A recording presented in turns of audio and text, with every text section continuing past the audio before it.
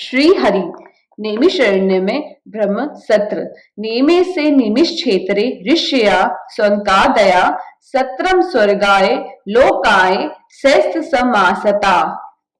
एक बार ऋषियों ने ब्रह्मा जी से प्रश्न किया कि कृपा करके हमको कोई ऐसी पवित्र भूमि बताओ जो भूमि भक्ति में साथ दे।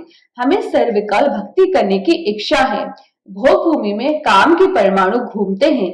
गृहस्थ का घर भोग भूमि है। घर में भक्ति तो होती है पर सर्वकाल भक्ति नहीं हो सकती है। काम के परमाणु मन को बिगाड़ते हैं। गृहस्थ का घर बहुत पवित्र नहीं है। जिस घर में जैसा कर्म होता है उस कर्म के सूक्ष्म परमाणु वहां रहते हैं।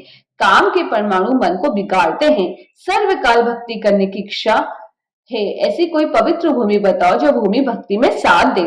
ब्रह्मा जी ने ऋषियों को एक चक्र दिया और आज्ञा दी कि इस चक्र के पीछे पीछे चलो। इस चक्र की गति जहां स्थिर हो जाए वहां बैठ जाओ। नैमिषारण्य में आने के बाद वह चक्र शांत हो गया। थोड़ा सा विचार करने पर ध्यान में आएगा कि मानव का मन चक्र के जैसा घूमता ही रहता है। चक्र स्थिर नहीं होता है, मन भी स्थिर नहीं रहता। एक ठिकाने स्थिर रहना मन को अच्छा लगता ही नहीं। मन का स्वभाव ही ऐसा है। नैमिषारण्य में आने के बाद यह मनोमय चक्र शांत हो गया। मनोमय चक्र शांत हो गया। नैमिषारण्य में गोमती गंगा है। नैमिषारण्य में चक्र पुष्करिणी तीर्थ है। भाग्यशाली वैष्णव को चक्र पुष्करिणी तीर्थ में स्नान करने से चक्रांकित सालग्राम भगवान मिलते हैं।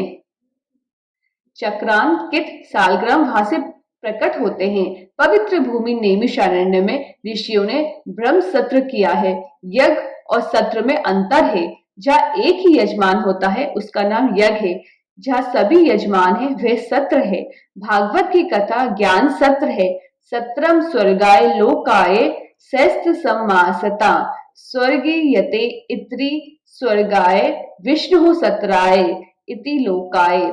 भगवान के चरण में स्थिर होना है। ऋषियों ने ब्रह्म सत्र किया है। सत्र में सभी यजमान है।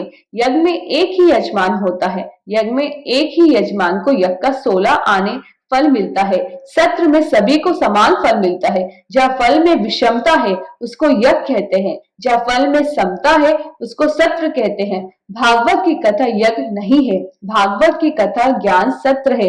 कथा में जितने बैठते हैं सभी यजमान हैं।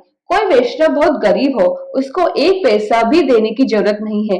1000 जो देता है, 1000 का जो खर्च करता है उसको जो फल मिलता है वही फल गरीब वैष्णव को भी मिलता है यदि वह शांति से कथा सुनता है। कथा में जितने बैठे हैं सभी यजमान हैं।